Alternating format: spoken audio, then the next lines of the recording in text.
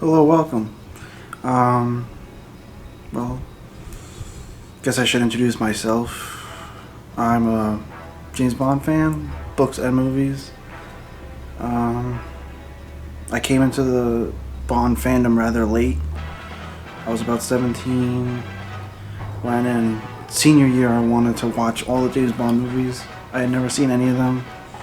So it was before Spectre came out, it was just Skyfall was the last one. I have the complete set. My favorite movie is On Her Majesty's Secret Service. One day I'll go into reviewing the movies, but today I am going to be reviewing the books, or more so, ranking them, all 42 of the original ones, from Fleming to the recent Anthony Horowitz with A Mind to Kill. So, without further ado, let's start with, I guess, my least favorite, The Facts of Death by Raymond Benson. It's a rather grim novel. It's very dark, albeit sometimes goofy, like with Felix Leiter shows up, and his portrayal here isn't one I'm very fond of. Basically, the villain's plan is terrorism, but it's more of a smokescreen for the secondary villain's plan, which involves a cure for a plague that's spread through the acts of terror. So it's more of a financial plan at the end of the day than a full-on terrorist plan. But like I said, the villains are fairly decent, not well written. The book's not really well written, and even it's really just brought down by a really grim atmosphere. It's brutal and mean. Not really Fleming, not really Bond. Some people are fans of it, and to each their own. If you enjoy it, sorry. On to Never Dream of Dying, another Raymond Benson novel. Most notable for two things. It's the final chapter of Raymond Benson's Union trilogy, and it's a novel that brings back a familiar character from On Her Majesty's Secret Service, Marco, Tracy's father, would be the best way to describe him. It brings him back in a role that is kind of controversial. The villain's plan itself is basically to bomb Cannes Film Festival 2001 as a way of, I guess, going against the decadent West. It's just an odd plan. It doesn't really feel very Bondian. It feels very, could be any spy thriller. Doesn't have to be Bond. It's weak, sometimes entertaining, but bad enough. Here's where we get to decent. I don't think any of these books really are awful per se. I give Facts of Death a 3 out of 10. I give Never Dream of Dying a 4 out of 10.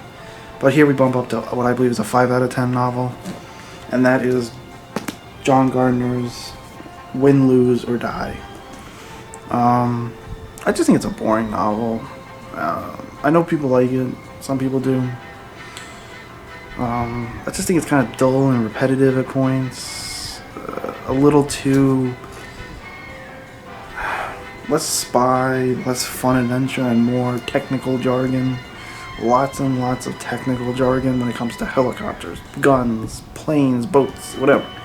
They really get into it in a technical way, and it just, it fills up the runtime of the book, but it's just a little blah, like I'm reading a technical manual. Notably, Bond in this book goes from Commander, which she's known for most of the series and all the movies, to Captain. So, doesn't really affect the series too much for the following novels, but hey, it's interesting, something. It later ends up tying into one of the later and the last Gardner books, Cold Fall. I'll get more into it then, but a Bond girl from this appears in that story. And not much more to say about it. It's the villain's plan is to take over a ship that has Gorbachev, Thatcher, and Bush. That's really it. It has a decent ending in a cave. It's set in a it's I guess a mock town, but I mean it's fine. But like I said, it's just very dull, repetitive, much like my description of the book. Technical jargon galore. Like I said, 5 out of 10 novel. Not the worst, just kind of middle of the road. Now the next novel is another Benson novel, and another 5 out of 10, and that is 0 minus 10. It's a decent novel, good standard mission. You know, his writing, because Benson came to the Bond series as a writer of the James Bond Companion, I believe, and he's able to form prose without actually having too much substance and without having weight behind it. It's often brutal and it's often comedic. It has a lot of elements of. It feels like a Brosnan Bond book, if that makes any sense. But it just feels very flat. Very flat.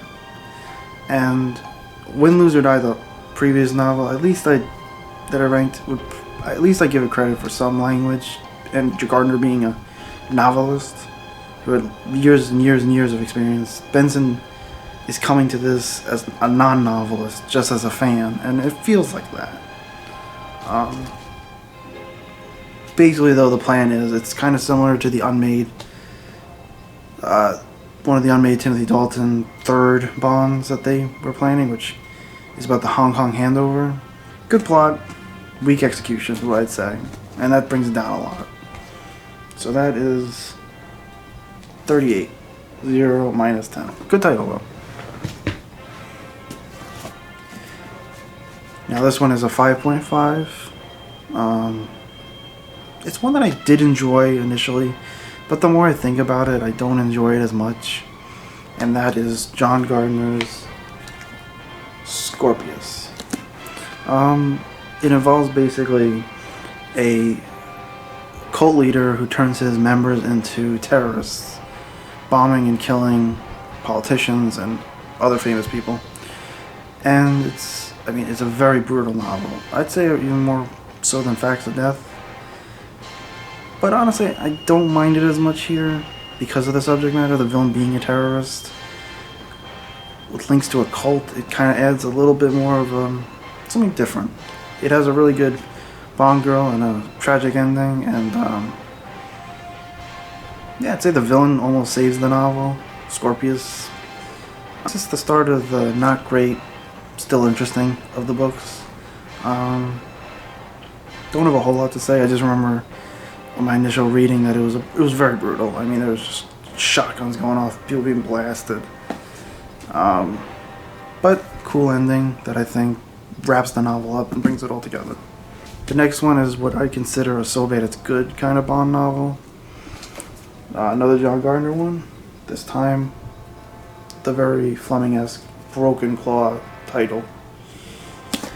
I like it. I liked it a lot. I say it's bad but entertaining, which gives it. I give it a 5.5, just like Scorpius. The villain's plot is kind of foreshadowed to Golden Eyes a little bit. Broken Claw is a half Native American, half Japanese villain who wants to destroy the American stock market and is working with the Chinese. I think one of the problems with it is that there's too many supporting characters and they're running around like, it's like almost like sometimes Scooby-Doo, like the Inspector. And it just feels a little put in the back seat a bit, even though he is the main character and he is leading the charge. Sometimes it feels like in the back seat with all the exposition that he's given, and honestly, I'd say it's the villain that makes it work. Probably one of his best villains. And it has an amazing climax, I'll give it that. Brutal and mean, and it really doesn't remind me of like something like The Man with the Golden Guns ending. So yeah, it makes up for, I think, the weaker elements. It's So Bad It's Good. That is Broken Claw. Next up is another, I'd say less even So Bad It's Good and more so crazy it's just wildly entertaining. And that is John Gardner's Never Send Flowers. If I really need to just sell you how weird this novel is, Bond goes to Euro Disney to stop a villain who's a serial killer who kills famous people. And now his newest target is Princess Diana and her 2 sons. It's really weird. Bond goes on tangents about how amazing Disney is and how amazing and fun and childlike you can be at Disney. And I mean, that doesn't tell you how weird it is and out of character for Fleming's Bond. But like I said, insane and silly, but it all makes it, I think, really enjoyable. It's not a great novel, but it's kind of like Broken Claw. It gets so wild and crazy that it makes up for some of the weaker writing. I think it's kind of similar to Win, Lose, or Die, where the villain's plan is to strike real politicians. Except in this case, I feel like it goes so far into the weird that at least it works. Whereas before, with Gorbachev, Bush, and Thatcher, it's just kind of dull. And I'd say as part of the Gardner's second trilogy, the Flicka trilogy, it's a really weak start. I mean, it doesn't make you really want to see more of her. She's a Bond girl, Flicka von Groos, and she's supposed to be Bond's equal, but it doesn't really. She's no Tracy, and so I'd give it another 5.5 out of 10. So bad it's good, or so insane that it's enjoyable. Never Send Flowers, right? The final John Gardner James Bond book, and the final book in the Flicka trilogy, Cold Fall, or Cold in the UK. I think it's a decent send-off for Gardner's Bond. I give it a 6 out of 10. This is where we're starting to get into the good territory. It's still kind of got the Broken Claw or Never Send Flowers so crazy it just works, kind of works sort of thing going on. But it takes a different approach than all the preceding novels he's written.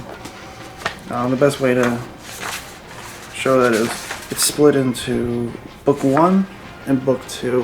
Book 1 is Cold Front and takes place in 1990, around the time of Broken Claw, and Win, Lose, or Die a little bit after that.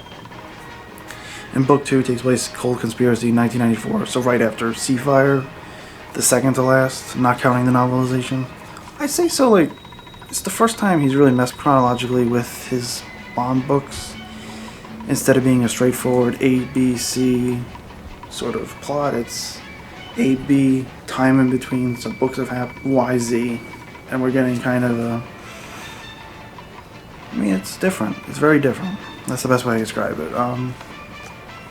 The villain's plan is basically to undermine and dismantle the U.S. government and replace it with a more puritanical society.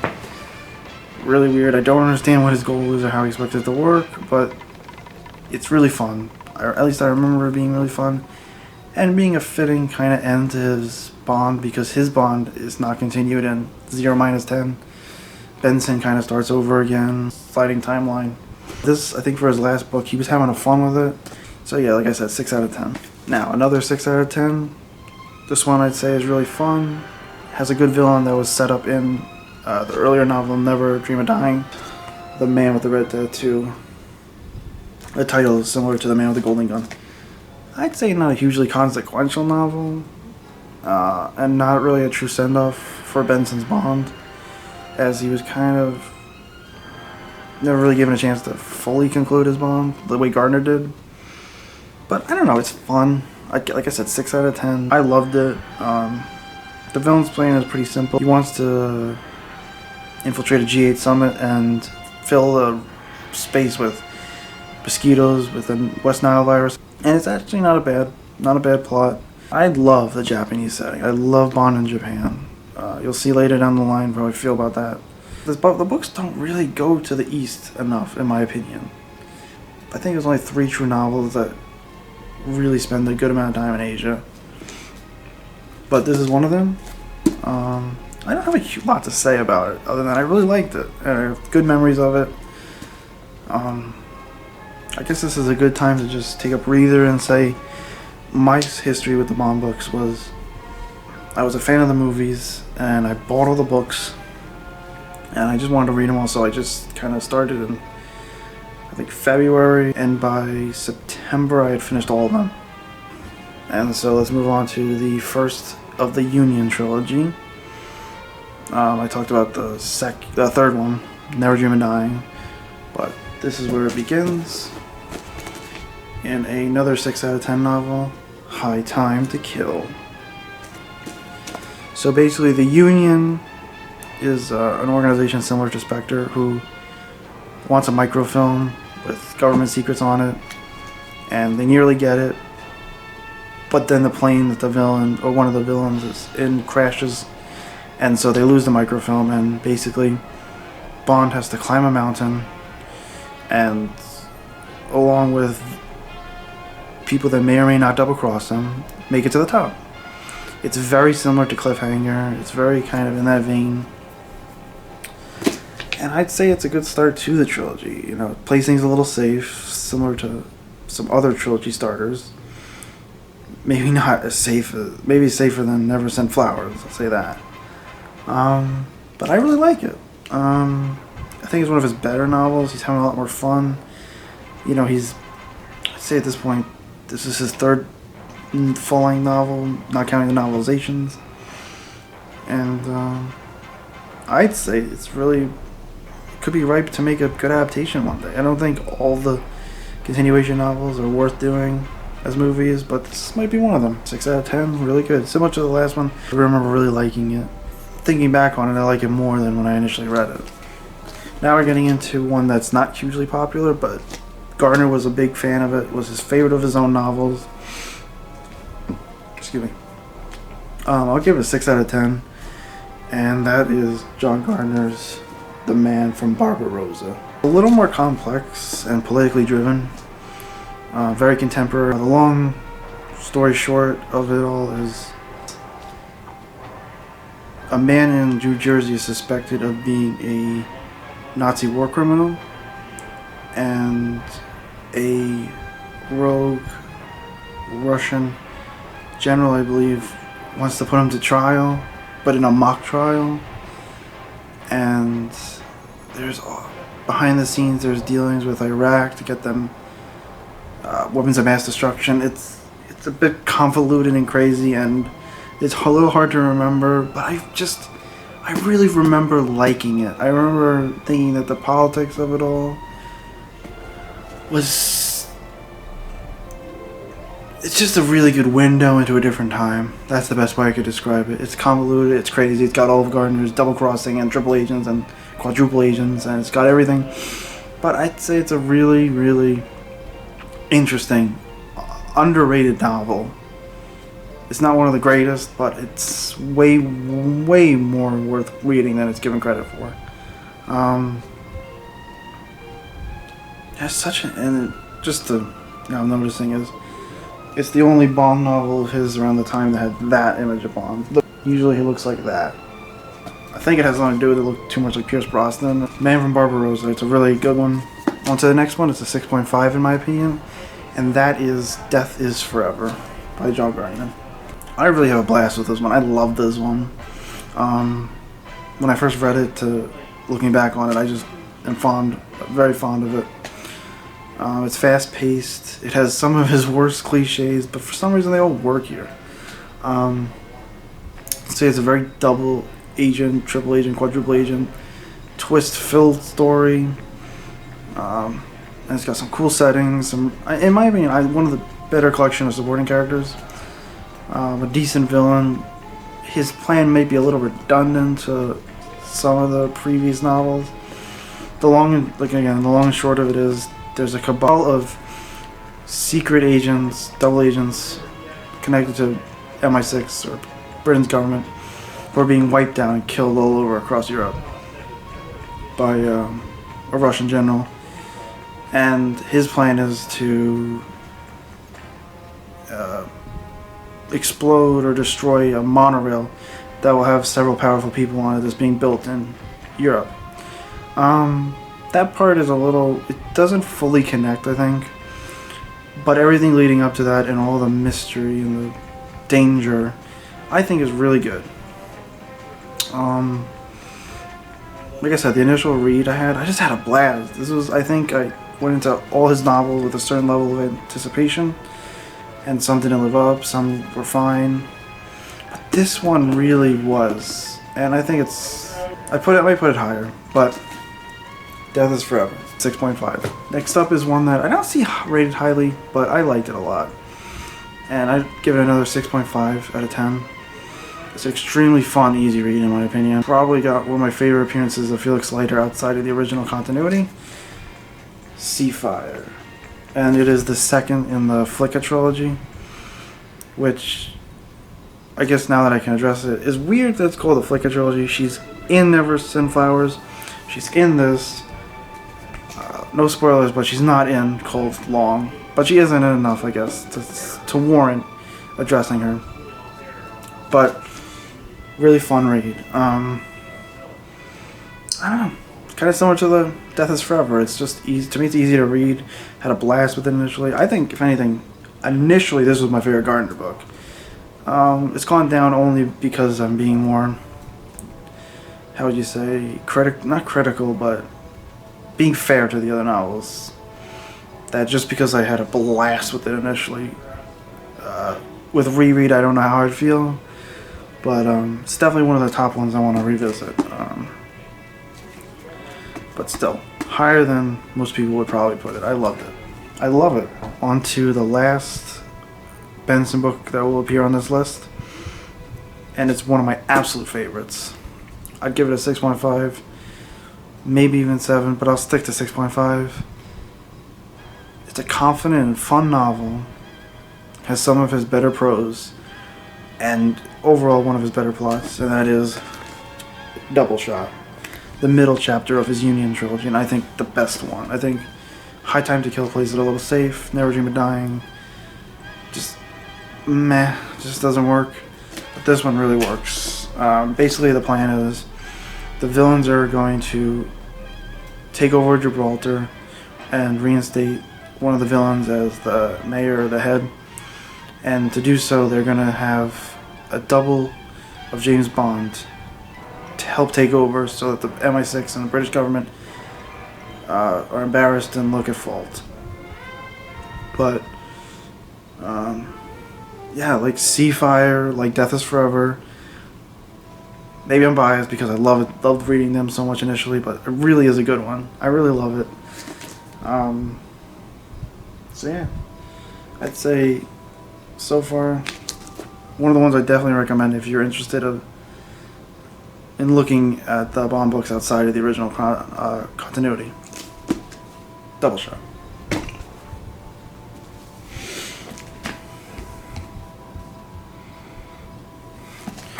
Alright, this is another one I'd give 6.5. One of the things I'll say off the bat, I don't remember a thing from the novel. I just remember that initially I really liked it. And the more I look it up and the more I just do a little research on the villains and everything, I mean, I do remember really liking it. So to put it down lower just because I don't remember it per se feels a bit... I feel like I wouldn't like that. So I don't remember much besides enjoying it. But it's kind of similar to, though, from what I do remember, it's similar to Death is Forever. There's, I guess what you call honeypots, honey traps. And they're people who infiltrate figures in governments romantically and get information out of them. And so there's a bunch of them that are connected to MI6 and they're being killed off. So Bond has to get involved, and there's a general and his plan. And it's one of those cases where the first half is like that, and then the second half takes a different turn and is about different things. And that's where I really remember it less. I remember that first half. But they go to Hong Kong, which I love them going to Asia. One of my favorite settings. So for that, for all those things, has some of his worst qualities, some of his best qualities, things that show up later, things that already showed up in other novels. A lot of the, like, pretty much everything Ezra's first 4 or 5 novels is kind of going to go back to the same sort of stories and things, and it always seems like he's trying to perfect the sort of style. But this one kind of is the first of those. But I like it. I mean, overall, it has the worst title. No Deals, Mr. Bond. I like him. John Gardner did a good job with this one. Like I said, 6.5. Not gonna change the world, but it's really good. Next up is another 6.5, and that is Roll of Honor. It's the second in his first trilogy, which is his not Blofeld, but his Spectre trilogy. He brings Spectre back. It starts with art theft, and then it leads into video games. And basically it's another nuclear kind of driven plot. I think one thing it's got going for it is it's still very classic. Feels like he's really forming his voice by this point. Not too tired, not redundant. Just a very classic feeling book. It's relaxed, but still full of energy. And like I said, interesting middle chapter to the trilogy. The best part about it is that it sets up the finale for the trilogy really well. And that one we'll get to soon, but this one's really due for a reread as well. I mean, I would really love to reread it and see how much. I just remember really enjoying it, and I remember when I first read it. I remember it was just. Next up is what I think is probably not my favorite of his books, but maybe one of his best, and that is Icebreaker by John Gardner. It has a really great premise. Basically, there is a German who wants to become the new leader of the Fourth Reich, I'm sorry. And to bring him down, the KGB, the Mossad, and MI6 all have to team up. So 3 very different organizations and different kind of agents with different relationships with each other have to team up and take it down. You know, it's got a good villain. It's classic Gardner with the quadruple crosses. I mean, it goes crazy sometimes. It's there, you know, he's got his style. This one is really serious and thrilling, and it's got much more of an edge to it. It takes itself much more seriously. And like I said, I think it's some of his best prose. I think from here on out, he's kind of doing the same thing. And you know, if it ain't broke, don't fix it. I mean, I'd give that a 6.5. Again, another one where I'd maybe edge to 7 out of 10, but is what it is. The next novel, and it's his first, License Renewed. The basic premise is a villain wants to take over a nuclear power plant with the intent of dismantling it so that it won't hurt anybody, which is very topical for the 80s, very topical for the Cold War. I think it's one of his better Cold War novels. I think it would have made a good movie. It feels very Roger Moore-ish, more along the lines of For Your Eyes Only, but he still have, you know, it's charming, but still deadly. And I mean, this I think has his best prose. I think it's full of life, full of energy, excitement. I mean, he's writing his first Bond novel, and I think he puts it all into there. And maybe it takes a little out of him for the following novels, besides some of the really good ones. And it really is a good one. You know, this is the first I'd give a solid 7 out of 10 to. It's quirky, it's gonzo, and fun with a capital F. That is F for your special services. It's really good. Close to his best. I'd say it's after License Renewed. I feel like he's confident, having a ball, and it's the first book to introduce Spectre in his chronology. And it's an amazing start to the new trilogy. Honestly, it could have worked on its own. It didn't need 2 novels to follow it, but alas, he wrote 2 more novels. But yeah, it's really good. It's basically the villain's plan is to take over NORAD, And to do so, they're gonna drug ice cream and give it to U.S. soldiers. Hopefully knock everyone else out on the military complex. Storm in there, take it over. That's their plan. So that's pretty crazy if you ask me. But it's really fun, really entertaining. And it would be his best, if not for his 5th novel and the last of the trilogy. A full 7 out of 10 in my opinion. Nobody lives forever. The basic gist of it is that the villain from Roll of Honor has survived his injuries and is putting out a hit on Bond. So every dangerous international hitman is going after Bond. So Bond's going across Europe trying to survive. It's just a really engaging premise that's full of a lot of promise that I think it lives up to it. I think out of all the continuation novels from 81 to 2002 is the best.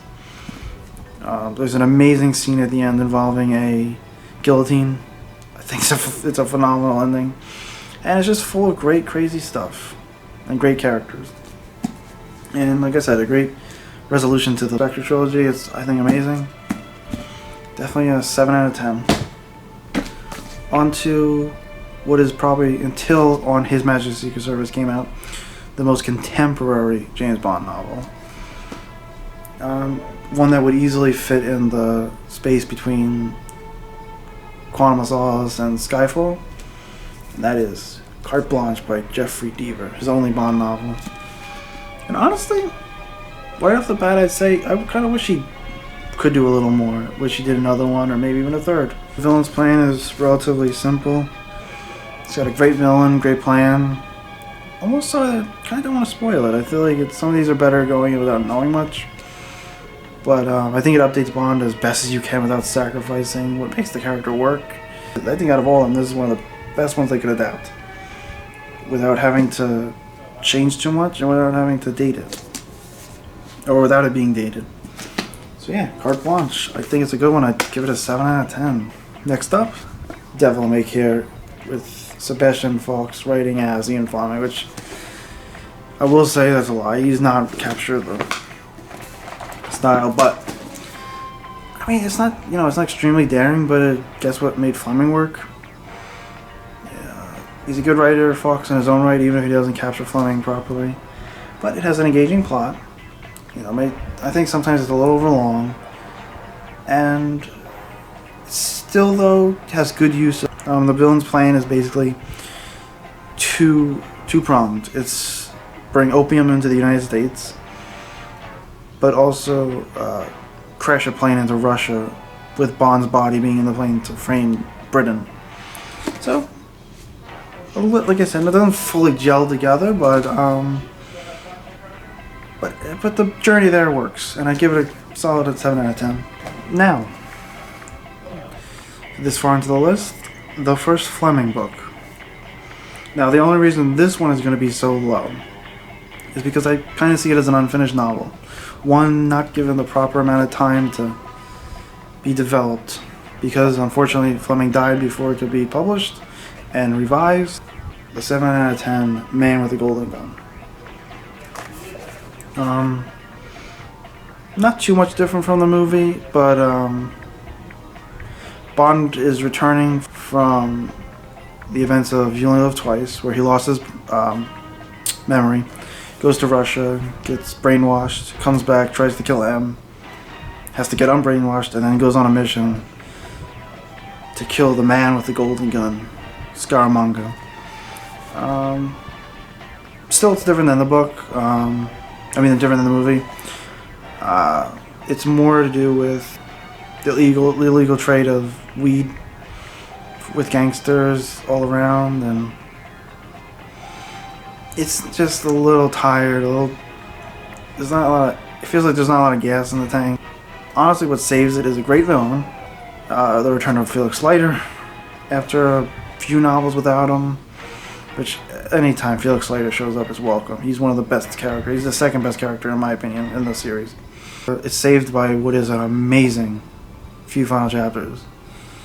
knowing his health and how he died, it makes it's kind of a sad read. It hurts me to rank it so low because it isn't a bad novel. It's just not given the chance to be finished. Wasn't given the chance. But I still give it a 7 out of 10, honestly, because why not? It's Fleming, and you can't go wrong with Fleming. Even Fleming at his worst is still better than nothing. At 7 out of 10 again, we have I think it was a little bit of a letdown, but I'd still say the writing is top notch and what saves it. And it's a fun, if sometimes redundant, novel because of previous entries. Kind of redundant to Solo, kind of redundant to Devil May Care, a little redundant to Man with the Golden Gun, and that's Forever and a Day. It's a prequel to Casino Royale. Not insanely direct, but it's a prequel. It's about his first 2 kills, and it's about the illegal smuggling of drugs. And there's a bit more to it than that, but I don't know, for some reason, to me, the whole Bond dealing with drugs just isn't as interesting the third time you read it. I think it's done the best in Solo, which is one I'll get to. But Anthony Horowitz still does a really good job. It has some original material by Fleming, and I really do like it. I really do. It's a really good one. Don't have a huge lot to say about it. I really think it's due for a reread, in my opinion. But for a prequel, and it's the first one of its kind, I guess you'd say, for the series, it's really good. I mean, I still say it's way better than the whole stack of novels that I've shown you. So, fits with the Fleming timeline really well, and hey, it's a good place. It might even be a good place to start for some people. All right, another 7 out of 10 coming up is, and this one I will say is this is the most recent Bond book outside of On His Majesty's Secret Service, which is the one I still have to read. But With a Mind to Kill.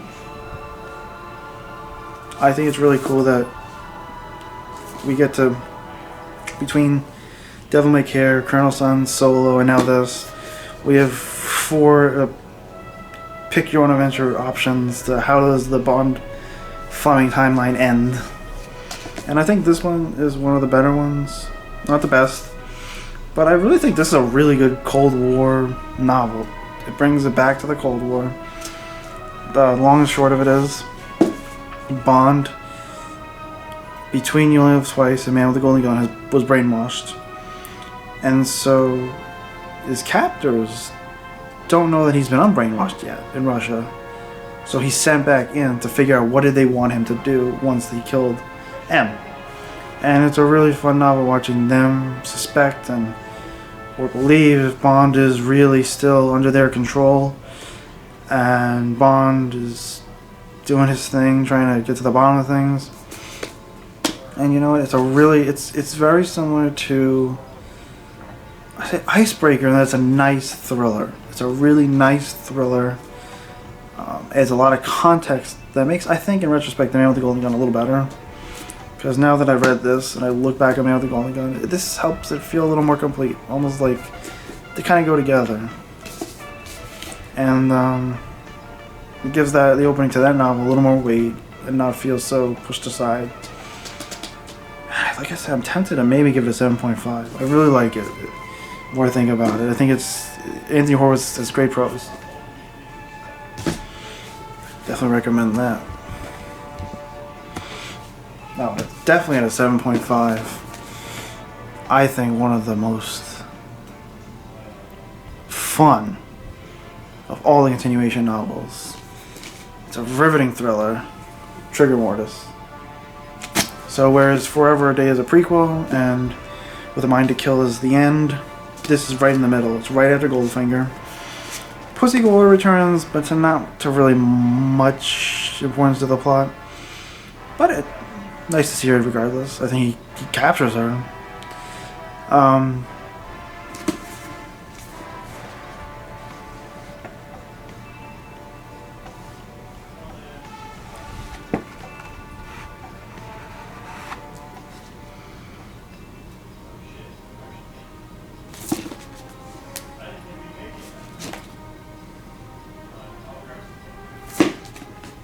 basically the villain's plan is to bomb the U.S. and make it look like it was a missile test gone wrong, I believe it was, or was that a rocket test go wrong?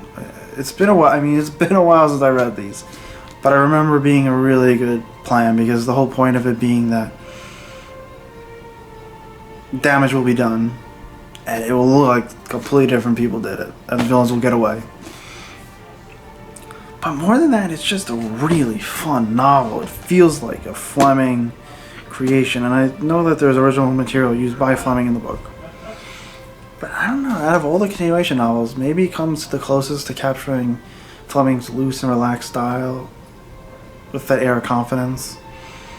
Like I said, strong novel, and with a villain whose plan is really thought out well. Really good, a wonderful middle chapter in the Fleming chronology.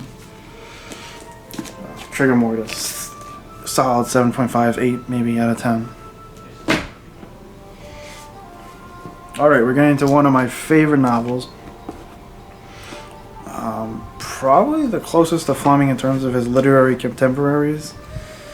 One with a fantastic villain, fantastic supporting characters, fantastic. I mean, Bond in it has to work with communists because they have a common enemy, they have a common goal.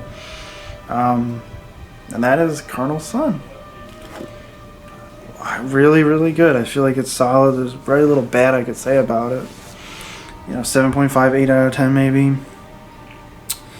Really great writing. It misses a little bit of Fleming's Midas touch. That wow factor that Fleming has. But, not his fault. I mean, he's still doing a great job as a writer. Kingsley Amis writing as Robert Markham. The villain basically kidnaps M with the intent of getting Bond and bombing and killing Russians and framing the British government. Colonel Sun is the man responsible for this plan. But it becomes personal, and Bond sets out to defeat him. And like I said, teams up with communists in order to take him down. And it's different. I don't think Fleming could have written something like this. Not in that he doesn't have that skill. It's just I think it's Kingsley Amis comes with a certain level of his sensibilities of the world, and I think how he saw Bond, his Bond could work with communists. And honestly, it might be different, but he puts his heart fully into it. And I love it. It's a really awesome novel. Colonel Sun, it's awesome stuff. Now I think for the rest of this ranking, we're going to be mostly dealing with Fleming, which I try not to be too redundant. He's been explored by other YouTubers. Now, I preface this by saying I don't condone the racism in this novel, but it is an interesting look at a certain point of view, a certain time capsule, if you will, of a mindset. I think Live and Let Die is a relatively easy breezy fun novel. I really don't think I need to explain too much the plot, but basically Mr. Big wants to smuggle stolen gold to fund Smersh, and Bond just has to stop him, and there's threats and danger along the way. It's a really good novel, albeit some problems, some problematic areas and elements. The next one is one that I want to really revisit. I have this really good desire to want to revisit it. I don't know why, but there's something about it that I want to see what some people who really love it see, and that is Diamonds Are Forever. I'll say it's really fun seeing Fleming get his passion for diamond smuggling on the page. That's the one thing that the Fleming novels have that none of the other real continuations have, in my opinion, and that's his interests. It's Fleming's putting his interest, his hobbies, his everything on the page, his taste, his everything. And Bond is Fleming. Obviously, I enjoy the non-Fleming books, but no one beats Fleming. No one beats Fleming. Not really much different than the book, just minus A. Blofeld and B. lasers. Kind of cool. For a fourth novel, it's not bad. And I think Tiffany Case might be one of the best Bond girls. if not Tracy, her, Tiffany Case. This one's less problematic and just sometimes dull, but overall I literally like the time capsule view of the 50s US, specifically Vegas. Some good villains, good ending, and like I said, I needed a revisit. Next up is one that's, I mean, it's a rather minor book, if you want to call it a book in the series. It's really thin, and that is Octopussy and the Living Daylights. It's a really quick read. The book itself is only, let me see how much, not even 100 pages. I would say Octopussy is the best story. Living Daylights is really good too. And then Property of a Lady, I'm sorry, is equally tight and short and sweet. Maybe not as good as the first two, but still really good. Not much to talk about there, but the only weak link I'd say is 007 in New York. Unless you want a good scrambled eggs recipe, but I don't know. But it's, like I said, I give it 7.5 because 3 of those stories are really good. 1 might be weak. But you really can't go wrong with a 100-page Bond book full of a couple stories that are not too, don't take too much of your time. So I give it a good 7.5 out of 10. This one is going to be controversial because I'm not just the ranking and placement, but 8 out of 10 in my opinion. And that is the underrated and experimental Spy Who Loved Me. Extremely unique for the series, more so than any other novel, even continuation novel. Your mileage will vary, and in my case it goes very far because I love it. It's really cool seeing him write what is basically a cautionary tale, and that's what his intentions were. He didn't like that young people were idolizing Bond, and he wrote a story about that, and this is how it comes out. And it's not even just due for a revisit, it's really due for me to just sink my teeth into it and enjoy it again. Like, not just revisit, not just reread, but just enjoying it. I want to enjoy it again. Because you really want reading a story about a girl who's had a really hard, tough life, and Bond just appears out of nowhere and saves her and disappears, and there's a lot of danger and a lot of things going on, and I really like it. I really like it. But that is The Spy Who Loved Me. Now we're getting into the not just classic, but I say the golden standard of spy thriller action adventure, and that is the 8 out of 10 classic Bond novel, Thunderball. It's very, very movie-like. It's very cinematic, which makes sense because it started life as a script. It's where he starts adding humor. It's where he starts, well, not starts adding humor, but it's very humorous, and it's very you can see where the Connery Bond is starting to form. I think its biggest fault might be that it's a middle of the road for Fleming sometimes, but as a whole, as a complete story, it's really good, high quality writing. Blofeld gets introduced here. He's not the main villain. The main villain is Amelia Largo. If you've seen the movie, it's not any different. Spectre steals warheads, holds them hostage. Classic villain, end of the world plot. Really good. I give it an 8 out of 10. Next up is another classic Bond tale. Actually, I go 8.5 with this one. Cheeky, a little fun. Overall, it's a great, fast, thrilling novel. Iconic villain and supporting players. That is Goldfinger. Definitely don't think I need to explain this any more than Goldfinger wants to steal money from Fort Knox because he loves gold, and he'll do anything to get it, and Bond has to stop him. And it's probably one of the longest of his original books, and I think it's worth it. It's a golf game that not many people love. I love golf, so I love it. There's Oddjob, there's Auric Goldfinger, and then you got James Bond himself, and it's just great stuff. Highly recommend. At 8.5, maybe even 9, we have another amazing classic Bond tale. Good enough that it's the one they chose to start the film series with, and it makes sense. It's got everything you'd want in a Bond story. No faults. Maybe the only fault being that it's not as great as the ones after this. Doctor No. I think it's amazing. I remember having no fault with it, really. Damn if it's not readable. Damn if it's not entertaining. Damn if it's not classic. It's another one of those cases where it's just like the movie. Doctor No is guiding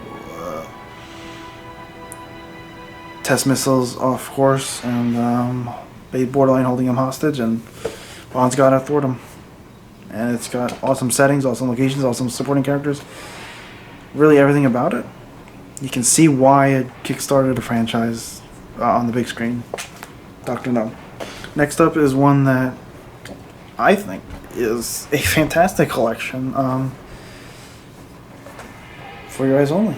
Risico, great. From A View to a Kill, great. For Your Eyes Only, great. Tight stories. The Hildebrand Rarity is another really great story in it, with a really better ending than the rest of it. Only goes to show you how good the story is, that the ending's somehow better. Risico formed the basis of some elements of For Your Eyes Only, the movie. From A View to a Kill has nothing to do with the movie. It's more about bike dispatch riders being killed for their sensitive information. For Your Eyes Only is another story that's drawn from for Your Eyes Only, the movie, obviously. The Hildebrand Rarity is a cool little film with a murder mystery ending. Really different from Bond. He's aboard a boat where the owner is a very rich man who's looking for a fish. And by the end, his abuse and his horribleness catches up to him. Let's just say that. But the underrated story, and one of my favorites, is Quantum of Solace. Absolutely nothing like the movie. It's really a story about Bond is talking to somebody at a party in Jamaica, and they speak about these two people that are at the party, and it's really a story about how a relationship can survive anything except maybe once one partner stops caring. Not really violent, not action-packed, but there's something there. I give this like a 9 out of 10. This is a great collection. Now, coming in, I give it a 9 out of 10. This is a very underrated novel, in my opinion. Not really well loved, and was probably the second most surprising first read of the series. I really need to reread it, not just because I want to, not because I've forgotten anything, and not because I don't know how to explain it. I just want to experience it again. You know, I remember a lot of it, and I remember loving it. It definitely more than any other continuation novel. I think this is, if I can only pick one, this would be it. It has great villains, great plotting. Yeah, and contrary to what I said before, it actually deals with smuggling of heroin, and this time I don't mind it. I really love it. Found it to be a hugely pleasant first time read.